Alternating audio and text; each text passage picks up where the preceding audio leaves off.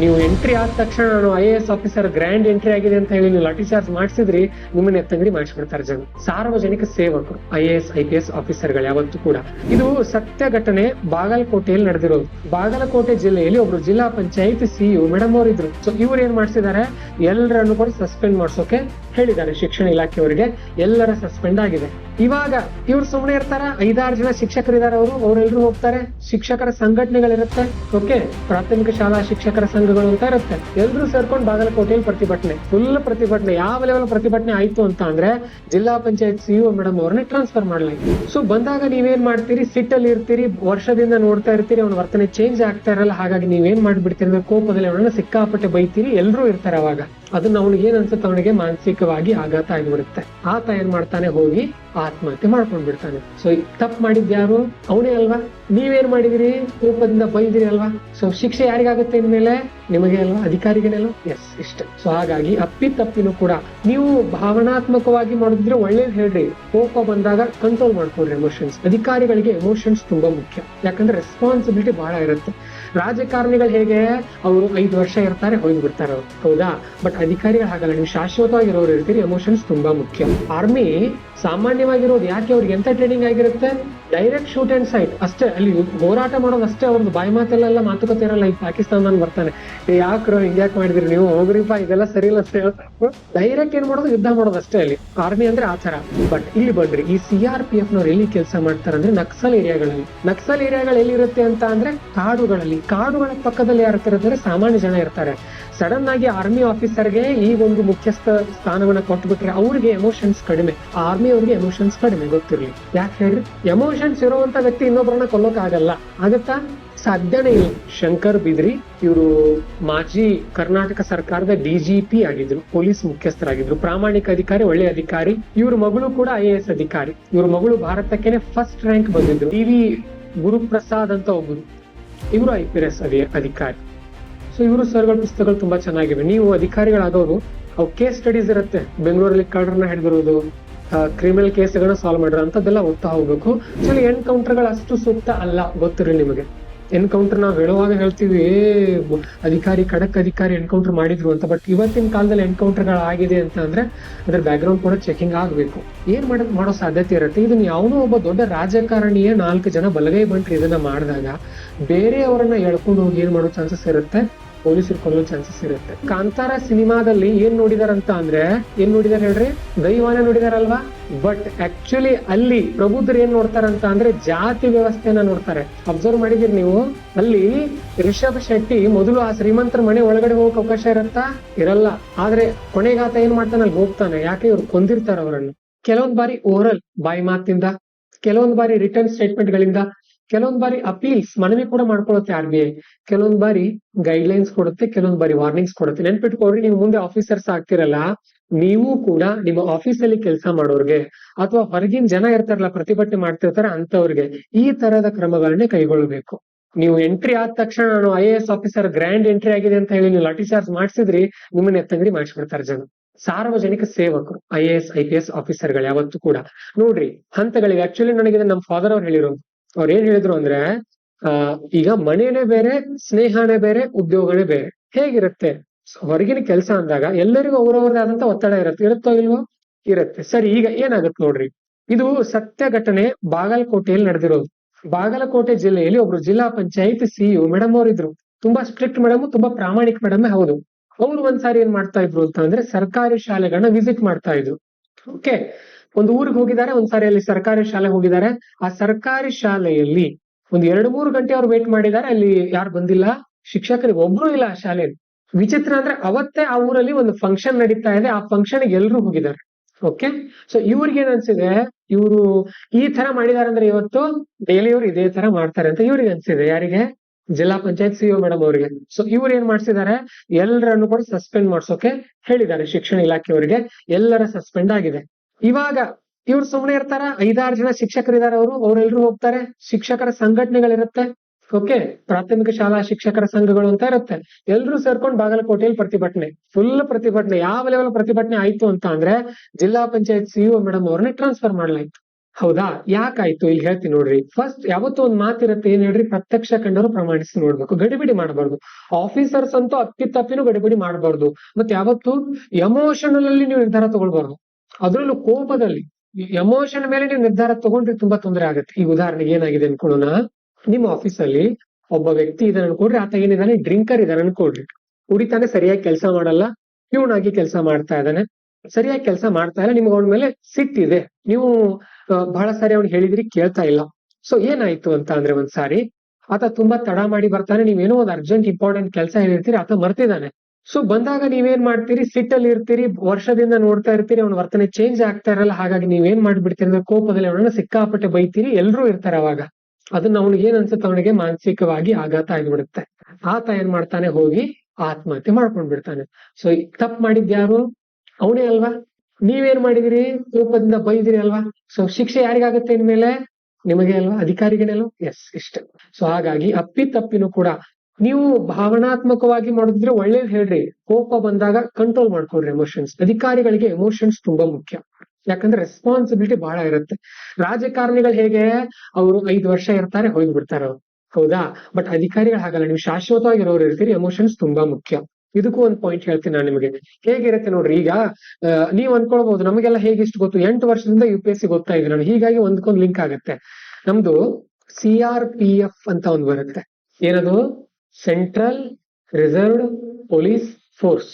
ಇವ್ರು ಎಲ್ಲಿ ಕೆಲಸ ಮಾಡ್ತಾರೆ ಗೊತ್ತಾ? ಈ ನಕ್ಸಲ್ ಏರಿಯಾಗಳೆಲ್ಲ ಇರುತ್ತಲ್ಲ, ಗುಡ್ಡಗಾಡು ಪ್ರದೇಶ, ಅಲ್ಲಿ ಕೆಲಸ ಮಾಡ್ತಾರೆ ಇವರು. ಇಲ್ಲಿ CRPF ಗೆ ವಿಶೇಷವಾದ ರಿಕ್ರೂಟ್ಮೆಂಟ್ ಆಗುತ್ತೆ, ಬೇರೆ ತರನೇ ಅವ್ರನ್ನ ಆಯ್ಕೆ ಮಾಡ್ಕೊಳ್ತಾರೆ. ಇವರು ಒಂಥರ ಏನಿದ್ದ ಹಾಗೆ, ಒಂದು ಸಣ್ಣ ಆರ್ಮಿ ಇದ್ದ ಹಾಗೆ ಇವರು ಕೂಡ. ಇವ್ರಿಗೂ ಸ್ಪೆಷಲ್ ಟ್ರೈನಿಂಗ್ ನಡೆಯುತ್ತೆ. ಪೊಲೀಸರಲ್ಲ ಇವರು, ಬಟ್ ಸ್ಪೆಷಲ್ ಟ್ರೈನಿಂಗ್ ನಡೆಯುತ್ತೆ. ಪೊಲೀಸರ ಆರ್ಮಿ ತರ ರೆಡಿ ಮಾಡ್ತಾರೆ ಇವರನ್ನ. ಬಟ್ ಈ CRPF ಮುಖ್ಯಸ್ಥರನ್ನ ಭಾರತ ಸರ್ಕಾರ ಸಾಮಾನ್ಯವಾಗಿ ಯಾರನ್ನ ಇಡುತ್ತೆ ಅಂತ ಅಂದ್ರೆ, IPS ಅಧಿಕಾರಿಯನ್ನ. ಆರ್ಮಿ ಅಧಿಕಾರಿಯನ್ನ, ಈಗ ಉದಾಹರಣೆಗೆ ಮೇಜರ್ ಅವ್ರನ್ನ ತಂದಿದ್ರು ಮುಖ್ಯಸ್ಥರನ್ನ ಮಾಡಿಬಿಡುವುದಾಗಿತ್ತಲ್ಲ, ಮಾಡಲ್ಲ ಭಾರತ ಸರ್ಕಾರ. ಯಾಕೆ ಹೇಳ್ರಿ? ಈ ಮೇಜರ್ ಅವ್ರು ಎಲ್ಲಿ ಕೆಲಸ ಮಾಡಿರ್ತಾರೆ? ಆರ್ಮಿಯಲ್ಲಿ. ಆರ್ಮಿ ಯಾರ ಜೊತೆ ಕೆಲಸ ಮಾಡುತ್ತದು? ಶತ್ರುಗಳ ಜೊತೆ. ಆರ್ಮಿ ಸಾಮಾನ್ಯವಾಗಿರೋದು ಯಾಕೆ, ಅವ್ರಿಗೆ ಎಂತ ಟ್ರೈನಿಂಗ್ ಆಗಿರುತ್ತೆ? ಡೈರೆಕ್ಟ್ ಶೂಟ್ ಅಂಡ್ ಸೈಟ್ ಅಷ್ಟೇ. ಅಲ್ಲಿ ಹೋರಾಟ ಮಾಡೋದು ಅಷ್ಟೇ ಅವ್ರದ್ದು. ಬಾಯಿ ಮಾತೆಲ್ಲ ಮಾತುಕತೆ ಇರಲ್ಲ. ಈ ಪಾಕಿಸ್ತಾನ ಬರ್ತಾನೆ, ಯಾಕ್ರೋ ಹಿಂಗ್ಯಾಕ್ ಮಾಡಿದ್ರಿ ನೀವು, ಹೋಗ್ರಿಪಾ ಇದೆಲ್ಲ ಸರಿ ಇಲ್ಲ ಅಂತ ಹೇಳ್ತಾರೆ. ಡೈರೆಕ್ಟ್ ಏನ್ ಮಾಡೋದು, ಯುದ್ಧ ಮಾಡೋದು ಅಷ್ಟೇ ಅಲ್ಲಿ. ಆರ್ಮಿ ಅಂದ್ರೆ ಆತರ. ಬಟ್ ಇಲ್ಲಿ ಬನ್ರಿ, ಈ CRPF ನವ್ರು ಎಲ್ಲಿ ಕೆಲಸ ಮಾಡ್ತಾರೆ ಅಂದ್ರೆ, ನಕ್ಸಲ್ ಏರಿಯಾಗಳಲ್ಲಿ. ನಕ್ಸಲ್ ಏರಿಯಾಗಳು ಎಲ್ಲಿರುತ್ತೆ ಅಂತ ಅಂದ್ರೆ, ಕಾಡುಗಳಲ್ಲಿ. ಕಾಡುಗಳ ಪಕ್ಕದಲ್ಲಿ ಯಾರು ಇರ್ತಾರೆ ಅಂದ್ರೆ, ಸಾಮಾನ್ಯ ಜನ ಇರ್ತಾರೆ. ಸಡನ್ ಆಗಿ ಆರ್ಮಿ ಆಫೀಸರ್ಗೆ ಈ ಒಂದು ಮುಖ್ಯಸ್ಥ ಸ್ಥಾನವನ್ನ ಕೊಟ್ಬಿಟ್ರೆ ಅವ್ರಿಗೆ ಎಮೋಷನ್ಸ್ ಕಡಿಮೆ, ಆರ್ಮಿ ಅವ್ರಿಗೆ ಎಮೋಷನ್ಸ್ ಕಡಿಮೆ. ಗೊತ್ತಿರ್ಲಿ. ಯಾಕೆ ಹೇಳ್ರಿ? ಎಮೋಷನ್ಸ್ ಇರುವಂತ ವ್ಯಕ್ತಿ ಇನ್ನೊಬ್ಬರನ್ನ ಕೊಲ್ಲೋಕ್ ಆಗಲ್ಲ, ಆಗತ್ತಾ? ಸಾಧ್ಯನೇ ಇಲ್ಲ, ಸಾಧ್ಯನೇ ಇಲ್ಲ, ನೆನ್ಪಿಟ್ಕೊಳ್ರಿ. ಸೊ ಹಾಗಾಗಿ ಆರ್ಮಿ ಅವ್ರಿಗೆ ಎಮೋಷನ್ಸ್ ಕಡಿಮೆ. ನಾಳೆ ಏನಾಗಿದೆ ಅನ್ಕೊಂಡು, ಈ ಊರಲ್ಲಿ ನಕ್ಸಲರು ಸೇರ್ಕೊಂಡ್ ಬಿಟ್ಟಿದ್ದಾರೆ.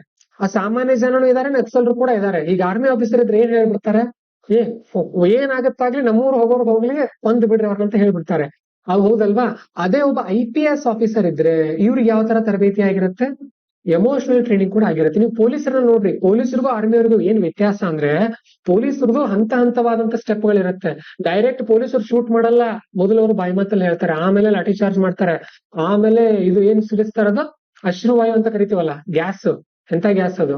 ಟಿಯರ್ ಗ್ಯಾಸ್ ಅಂತ ಸಿಡಿಸ್ತಾರೆ. ಆಮೇಲೆ ಪೆಲೆಟ್ ಗನ್ಸ್ ಬರುತ್ತೆ. ಆಮೇಲೆ ಕೊನೆಗೆ ಕಂಟ್ರೋಲ್ ವಾಟರ್ ಗನ್ ಬಳಸ್ತಾರೆ. ಕೊನೆಗೆ ಅವ್ರು ಬಳಸೋದು ಬಂದೂಕುಗಳನ್ನ, ಹೌದಲ್ವಾ? ಬಟ್ ಆರ್ಮಿ ಅವ್ರದ್ದು ಆತರ ಅಲ್ಲ, ಹೌದಲ್ಲ? ಸೊ ಈ ತರ ಇರುತ್ತೆ. IPS ಅಧಿಕಾರಿ ಯಾಕೆ ಇಲ್ಲಿ ಮುಖ್ಯಸ್ಥರಿರ್ತಾರೆ ಅಂತ ಅಂದ್ರೆ ಈ ಕಾರಣಕ್ಕಾಗಿ. ಮತ್ತೆ ಇದರ ಅರ್ಥ ಆರ್ಮಿ ಅವ್ರು ಕೆಟ್ಟವ್ರಂತ ಅಲ್ಲ, ಅವ್ರಿಗೆ ಅದೇ ತರ ಟ್ರೈನಿಂಗ್ ಬೇಕು. ಇದರ ಅರ್ಥ ಪೊಲೀಸರು ವೀಕ್ ಅಂತ ಅಲ್ಲ, ಅವ್ರಿಗೆ ಅದೇ ತರ ಟ್ರೈನಿಂಗ್ ಬೇಕು. ಗೊತ್ತಿರಿ, ಹೌದಲ್ವಾ? ಈ ತರ ಇರುತ್ತೆ, ನೆನ್ಪಿಟ್ಕೊಳ್ರಿ. ಸೊ ಜೀವನ ಅಂತ ಅಂದ್ರೆ ಆ ತರ ಇದೆ. ಎಮೋಷನಲ್ಲಿ ತುಂಬಾ ಸ್ಟ್ರಾಂಗ್ ಇರ್ಬೇಕು ನೀವು. ಇದು ಓದಿ ಬರುತ್ತೆ ನಿಮಗೆ. ಕೇಳ್ಬೇಕು, ಒಳ್ಳೆ ಪಾಡ್ಕಾಸ್ಟ್ ಅನ್ನ ಕೇಳ್ಬೇಕು. ಅದಕ್ಕೆ ನಾನು ಒಂದು ರೆಕಮೆಂಡ್ ಮಾಡ್ತೀನಿ ನಿಮಗೆ. ಶಂಕರ್ ಬಿದ್ರಿ ಅವರು. ಶಂಕರ್ ಬಿದ್ರಿ ಇವರು ಮಾಜಿ ಕರ್ನಾಟಕ ಸರ್ಕಾರದ DGP ಆಗಿದ್ರು, ಪೊಲೀಸ್ ಮುಖ್ಯಸ್ಥರಾಗಿದ್ರು, ಪ್ರಾಮಾಣಿಕ ಅಧಿಕಾರಿ, ಒಳ್ಳೆ ಅಧಿಕಾರಿಯಾಗಿ ರಿಟೈರ್ಡ್ ಆದ್ಮೇಲೆ ಚುನಾವಣೆ ನಿಂತ್ಕೊಂಡ್ರು, ಸೋತ್ರು, ಹೊಸ ಪಕ್ಷ ಕಟ್ಟಿದ್ರು, ಆಗ್ಲಿಲ್ಲ, ಬಿಟ್ರು, ಎಲ್ಲ ಸೇರಿ. ತುಂಬಾ ಒಳ್ಳೆ ಅಧಿಕಾರಿ. ಇವ್ರದ್ದು ವಿಡಿಯೋಸ್ ಎಲ್ಲಾದ್ರೂ ಇದ್ರೆ, ಇಂಟರ್ವ್ಯೂಗಳೆಲ್ಲಾದ್ರೂ ಇದ್ರೆ ಕೇಳ್ರಿ.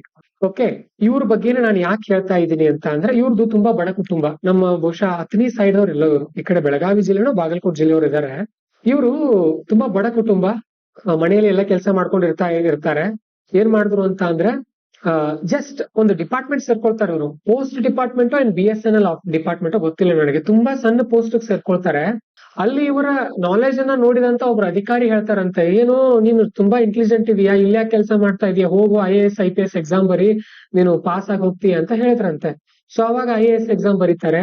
IAS ಎಕ್ಸಾಮ್ ಬರ್ದು ಒಳ್ಳೆ ರ್ಯಾಂಕ್ ಬರುತ್ತೆ ಅವ್ರದ್ದು. ಒಳ್ಳೆ ರ್ಯಾಂಕ್ ಬಂದ ಮೇಲೆ ಕರ್ನಾಟಕದ ಬಂದು IPS ಆಗಿ ಕೆಲಸ ಮಾಡ್ತಾರೆ ಇವರು. ಇವ್ರ ಮಗಳು ಕೂಡ IAS ಅಧಿಕಾರಿ. ಇವ್ರ ಮಗಳು ಭಾರತಕ್ಕೆನೆ ಫಸ್ಟ್ ರ್ಯಾಂಕ್ ಬಂದಿದ್ರು 2001, 2002, 2 ಇಸ್ವಿನಲ್ಲಿ ಒಂದ್ಸಾರಿ ಬಂದಿದ್ರು ಅವ್ರ ರ್ಯಾಂಕ್. ಸರಿನಾ? ಸೊ ಹಾಗಾಗಿ ಒಬ್ಬ ಬಡ ಕುಟುಂಬದಿಂದ ಹೋದಂತ ವ್ಯಕ್ತಿ DGP ಆಗಿ ಕೆಲಸ ಮಾಡಿದ್ರು ಕರ್ನಾಟಕದಲ್ಲಿ. ಅವ್ರದ್ದು ಸ್ಟೋರಿಗಳಿವೆ. ಆಮೇಲೆ ಪುಸ್ತಕಗಳು ಕೂಡ ಸಿಗುತ್ತೆ. DV ಗುರುಪ್ರಸಾದ್ ಅಂತ ಒಬ್ಬರು, ಇವರು IPS ಅಧಿಕಾರಿ. ಸೊ ಇವರು ಸರ್ಗಳ ಪುಸ್ತಕಗಳು ತುಂಬಾ ಚೆನ್ನಾಗಿವೆ. ನೀವು ಅಧಿಕಾರಿಗಳಾಗೋರು ಅವು ಕೇಸ್ ಸ್ಟಡೀಸ್ ಇರುತ್ತೆ, ಬೆಂಗಳೂರಲ್ಲಿ ಕಳ್ಳರನ್ನ ಹಿಡಿದಿರೋದು, ಕ್ರಿಮಿನಲ್ ಕೇಸ್ಗಳನ್ನ ಸಾಲ್ವ್ ಮಾಡಿರೋ ಅಂತದ್ದೆಲ್ಲ ಓದ್ತಾ ಹೋಗ್ಬೇಕು. ಇನ್ನೂ ಚೆನ್ನಾಗಿ ನಾಲೆಜ್ ಬರುತ್ತೆ ನಿಮ್ಗೆ. ಸರಿನಾ? ಇಷ್ಟು ಮಾಡ್ರಿ. ಎಕನಾಮಿನಲ್ಲಿ ನಾವು ಇಂಟರ್ನಲ್ ಸೆಕ್ಯೂರಿಟಿ ಬಗ್ಗೆ ಹೇಳ್ಬೇಕು. ಓಕೆ, ಸೊ ಇಲ್ಲಿ ನಾನು ಅದನ್ನ ಹೇಳಿದ್ ಏನಂದ್ರೆ ನೋಡ್ರಿ, ಓವರಾಲ್ ಮೊದಲು ಬಾಯಿ ಮಾತಿಂದ ಹೇಳೋಕ್ ಟ್ರೈ ಮಾಡ್ಬೇಕು. ಆಮೇಲೆ ರಿಟರ್ನ್ ಬರೆದು ಏನ್ ಮಾಡ್ಬೇಕು, ಅವರಿಗೆ ವಾರ್ನಿಂಗ್ ಅನ್ನ ಕೊಡ್ಬೇಕು. ಆಮೇಲೆ ಅಪೀಲ್ ಮನವಿ ಮಾಡ್ಕೊಳ್ಳೋದು, ಗೈಡ್ಲೈನ್ ಈ ತರ ಮಾಡ್ಬೇಡ್ರಿ, ಈ ತರ ಮಾಡ್ರಿ ಅಂತ ಹೇಳಿ. ಪರ್ಸುವೇಷನ್ ಮತ್ತು ಪ್ರೆಷರ್ ಎರಡನ್ನ ಬಳಸುತ್ತೆ RBI. ಪರ್ಸುವೇಷನ್ ಅಂತ ಅಂದ್ರೆ ಮನವೊಲಿಸೋದು. ಮೊದಲು ಯಾವತ್ತೋ ಒಬ್ಬ ವ್ಯಕ್ತಿ ಮನವೊಲಿಸೋಕ್ ನೋಡ್ಬೇಕು. ಅದನ್ನ ಕೇಳದೆ ಇದ್ದಾಗ ಪ್ರೆಷರ್. ಇಲ್ಲಿ ನಾನು ಒಂದು ಬೆಸ್ಟ್ ಎಕ್ಸಾಂಪಲ್ ಕೊಡ್ತೀನಿ ನಿಮ್ಗೆ. ಪರ್ಸುವೇಷನ್ಗೆ ಉದಾಹರಣೆಗೆ ಬುದ್ಧ, ಅಂಗುಲಿಮಾಲನ ಮನಸ್ಸನ್ನ ಒಲಿಸಿದ ಬುದ್ಧ. ಪ್ರೆಷರ್ಗೆ ಒಳ್ಳೆ ಉದಾಹರಣೆ ಗಾಂಧೀಜಿ. ಗಾಂಧೀಜಿ ಯಾವ್ದೇ ಪಿಸ್ತೂಲ್ ಬಂದು ಹಿಡ್ಕೊಂಡು ಕೂತ್ಕೊಳ್ಳಿಲ್ಲ, ಬಟ್ ಬ್ರಿಟಿಷರ ಮೇಲೆ ಪ್ರೆಷರ್ ಬಿತ್ತಲ್ವಾ ಅದು. ಯಾಕೆ ಜನ ಜಾಸ್ತಿ ಆಗ್ತಾ ಇದ್ರು ಗಾಂಧೀಜಿ ಅವ್ರ ಜೊತೆ. ಸೊ ಆ ತರ ಎನ್ಕೌಂಟರ್ ಸ್ಪೆಷಲಿಸ್ಟ್ ವಿಭಾಗ ಅದು ರೌಡಿಗಳನ್ನ ಕೊಲ್ತಾ ಇದ್ರು. ಅವು ಕೂಡ ಬಹಳಷ್ಟು ಕೇಸ್ಗಳಿದೆ.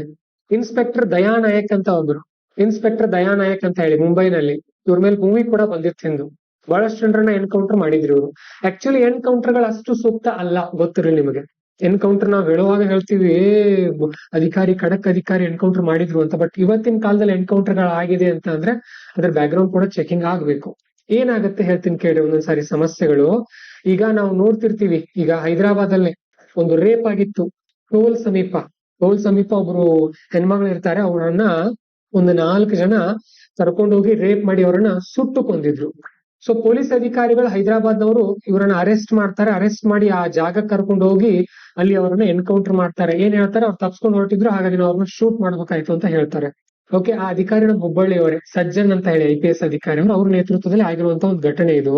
ಸೊ ಏನಾಯ್ತು ಅಂತಂದ್ರೆ, ಏನಾಗತ್ತೆ ಗೊತ್ತಾ, ಆಕ್ಚುಲಿ ಎನ್ಕೌಂಟರ್ ಗಳನ್ನ ಯಾವತ್ತೂ ಸಾಮಾನ್ಯ ಜನ ಹೋಗ್ತಾರೆ, ಬಟ್ ಇಂಟೆಲಿಜೆಂಟ್ ಇರೋರು ಒಪ್ಪಲ್ಲ. ಏನಾಗತ್ತೆ ಗೊತ್ತಾ, ಈ 4 ಜನ ಈ ಹುಡುಗಿನ ರೇಪ್ ಮಾಡಿದಾರೆ ಅಂತ ಒಪ್ಕೊಳ್ಳೋಣ, ಬಟ್ ಇವರೇ 4 ಜನ ಪ್ರೂಫ್ ಬೇಕಲ್ವಾ?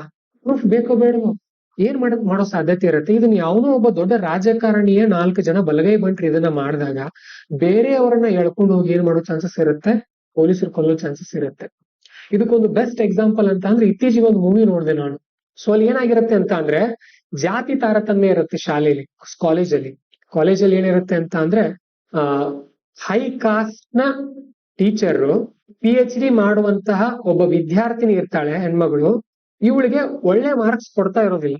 ಆಕ್ಚುಲಿ PhD ಮಾಡೋಕ್ ಟೈಮ್ ಎಷ್ಟು ಬೇಕಾಗುತ್ತೆ, 3 ರಿಂದ 5 ವರ್ಷ. ಅವ್ಳು 7 ವರ್ಷ ಆಗಿರುತ್ತೆ, ಅವ್ರಿಗೆ ಏನ್ ಮಾಡ್ತಾ ಇರಲ್ಲ, ಮಾರ್ಕ್ಸೇ ಕೊಡ್ತಾ ಇರಲ್ಲ ಸರಿಯಾಗಿ. ಸೊ ಇದು ಅದೇ ಸ್ಕೂಲಲ್ಲಿ ವರ್ಕ್ ಮಾಡುವಂತ ಒಬ್ಬ ಗೆಸ್ಟ್ ಲೆಕ್ಚರ್ಗೆ ಗೊತ್ತಾಗುತ್ತೆ. ಅದೇ ಊರಲ್ಲಿ ಅದೇ ಕಾಲೇಜಲ್ಲಿ ವರ್ಕ್ ಮಾಡುವಂತ ಗೆಸ್ಟ್ ಲೆಕ್ಚರ್ ಗೊತ್ತಾಗುತ್ತೆ, ಇವ್ರು ಹೆಣ್ಮಗಳು ಇರ್ತಾರೆ. ಸೊ ಇವರು ಈ ಅಧಿಕಾರಿನ ಪ್ರಶ್ನೆ ಮಾಡ್ತಾರೆ, ಹೀಗ್ಯಾಕ್ ಮಾಡ್ತಾ ಇದೀರಿ ಅಂತ. ಈ ಹೆಣ್ಮಗಳು ಏನಿರ್ತಾಳಲ್ಲ ಸ್ಟೂಡೆಂಟ್, ಇವಳು ಆತ್ಮಹತ್ಯೆ ಮಾಡ್ಕೊಳ್ತಾಳೆ. ಇವಳು ಆತ್ಮಹತ್ಯೆ ಮಾಡ್ಕೊಂಡಾಗ ಈ ಗೆಸ್ಟ್ ಟೀಚರ್ ಏನಿರ್ತಾರಲ್ಲ, ಇವ್ರ ವಿರುದ್ಧ ತನಿಖೆ ಆಗ್ಬೇಕು ಅಂತ ಕಾಲೇಜಲ್ಲಿ ಕೇಳ್ತಾರೆ. ಬಟ್ ಇವರು ಹೈ ಕಾಸ್ಟ್ ನ ಯಾರು ಟೀಚರ್ ಆಗಿದ್ರಿಂದ ಆ ಕಾಲೇಜ್ ಅವ್ರು ಒಪ್ಪಲ್ಲ ತನಿಖೆಗೆ. ಓಕೆ, ಇವರು ಪೊಲೀಸ್ ಕಂಪ್ಲೇಂಟ್ ಕೊಡೋರು ಇರ್ತಾರೆ ಅದ್ರ ವಿರುದ್ಧ. ಅವತ್ ರಾತ್ರಿ ಏನಾಗುತ್ತೆ, ಇವ್ರದ್ದು ಕೊಲೆ ಆಗ್ಬಿಡುತ್ತೆ.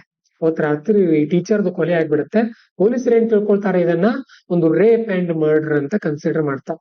ಬಟ್ ತನಿಖೆ ಆದಾಗ ರೇಪ್ ಅಂಡ್ ಮರ್ಡರ್ ಅಂತ ಕನ್ಸಿಡರ್ ಮಾಡಿ 4 ಜನರನ್ನ ಗೂಂಡಾಗಳನ್ನ ಅರೆಸ್ಟ್ ಮಾಡಿ 4 ಜನರನ್ನ ಏನ್ ಮಾಡ್ಲಾಗತ್ತೆ, ಇವ್ರನ್ನ ರೇಪ್ ಮಾಡಿದ್ದಾರೆ ಅಂತ ಹೇಳಲಾಗತ್ತೆ. ಬಟ್ ಇವ್ರ ಪಾಪನ ರೇಪೇ ಆಗಿರಲ್ಲ ಟೀಚರ್ದು, ಇವ್ರು ಸುಟ್ಟಿರ್ತಾರೆ ಮಾತ್ರ ಅದನ್ನ. ಇವ್ರು 4 ಜನ ಹೋಗಿ ಸುಟ್ಟಿರ್ತಾರೆ, ಕೊಂದವನು ಈ ಟೀಚರೇ ಕೊಂದಿರ್ತಾನೆ ಅವ್ರನ್ನ. ಸೊ ಈ ತರ ಎಲ್ಲ ಸ್ಟೋರಿ ಇರುತ್ತೆ. ಇಲ್ಲಿ ನೋಡಿ, ಇವ್ರು ಅಮಾಯಕರಲ್ವಾ, ಈ 4 ಜನ ಸತ್ತಿರೋ ಅವ್ರು ಹೇಳ್ತಾ ಇರ್ತಾರೆ. ಅದ್ ಹೇಗ್ ಪ್ರೂವ್ ಆಗುತ್ತೆ ಅಂತ ಅಂದ್ರೆ, ಆ 4 ಜನರಿಗೆ ಕಾರ್ ಡ್ರೈವಿಂಗ್ ಬರ್ತಾ ಇರಲ್ಲ. ಓಕೆ, 4 ಜನರಿಗೆ ಕಾರ್ ಡ್ರೈವಿಂಗ್ ಬರಲ್ಲ, ಅವ್ರು ಹೇಗ್ ಕಾರ್ ಹೊಡ್ಕೊಂಡು ಹೋದ್ರು ಅನ್ನೋ ಒಂದು ಕೇಸ್ ನಲ್ಲಿ ನಡೆಯುತ್ತದು. ಇವರು ಯಾವ್ದಪ್ಪ ಸಿನಿಮಾ, ಸಲಾರ್ ಸಿನಿಮಾದಲ್ಲಿ ಪ್ರಭಾಸ್ ವಿರುದ್ಧ ಇನ್ನೊಬ್ರು ನಟ ಇದಾರಲ್ಲ, ಪೃಥ್ವಿ ಅನ್ಸುತ್ತೆ ಅವರು. ಓಕೆ, ಪೃಥ್ವಿ ಅವರು ವಕೀಲರಾಗಿ ಕೆಲಸ ಮಾಡಿದ್ದಾರೆ. ಮೂವಿ ಕನ್ನಡದಲ್ಲಿ ಕೂಡ ಡಬ್ಬಿಂಗ್ ಆಗಿದೆ, ನೋಡ್ರಿ, ತುಂಬಾ ಚೆನ್ನಾಗಿದೆ. ಜನಗಣ ಮನನ, ಎಸ್ ಜನ ಗಣ ಮನ ನೋಡ್ರಿ, ಈ ಮೂವಿ ಎಲ್ಲರೂ ನೋಡ್ರಿ, ತುಂಬಾ ಚೆನ್ನಾಗಿದೆ. ನೀವು ನೋಡ್ಬೇಕು ಇಂಥ ಸಿನಿಮಾಗಳನ್ನ, ತುಂಬಾ ಒಳ್ಳೇದಿರುತ್ತೆ. ನೋಡಿ, ನಿಮಗೆ ಯಾರಿಗೆ ಎರಡೇ ನಿಮಗೆ ಜೀವನದಲ್ಲಿ ಇರುವಂತ ಅವಕಾಶಗಳು. ಓದೋ ಹವ್ಯಾಸ ಇದ್ರೆ ಬುಕ್ಸ್ ಓದ್ರಿ, ಓದೋ ಹವ್ಯಾಸ ಇಲ್ಲ ಒಳ್ಳೆ ಒಳ್ಳೆ ಸಿನಿಮಾ ನೋಡ್ರಿ. ಸಿನಿಮಾದಲ್ಲಿ ಕೂಡ ಬಹಳಷ್ಟು ನಾಲೆಜ್ ಸಿಗುತ್ತೆ.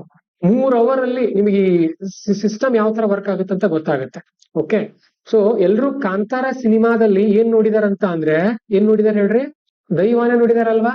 ಬಟ್ ಆಕ್ಚುಲಿ ಅಲ್ಲಿ ಪ್ರಬುದ್ಧರು ಏನ್ ನೋಡ್ತಾರಂತ ಅಂದ್ರೆ ಜಾತಿ ವ್ಯವಸ್ಥೆಯನ್ನ ನೋಡ್ತಾರೆ. ಅಬ್ಸರ್ವ್ ಮಾಡಿದಿರಿ ನೀವು? ಅಲ್ಲಿ ರಿಷಬ್ ಶೆಟ್ಟಿ ಮೊದಲು ಆ ಶ್ರೀಮಂತರ ಮನೆ ಒಳಗಡೆ ಹೋಗಕ್ ಅವಕಾಶ ಇರತ್ತಾ? ಇರಲ್ಲ.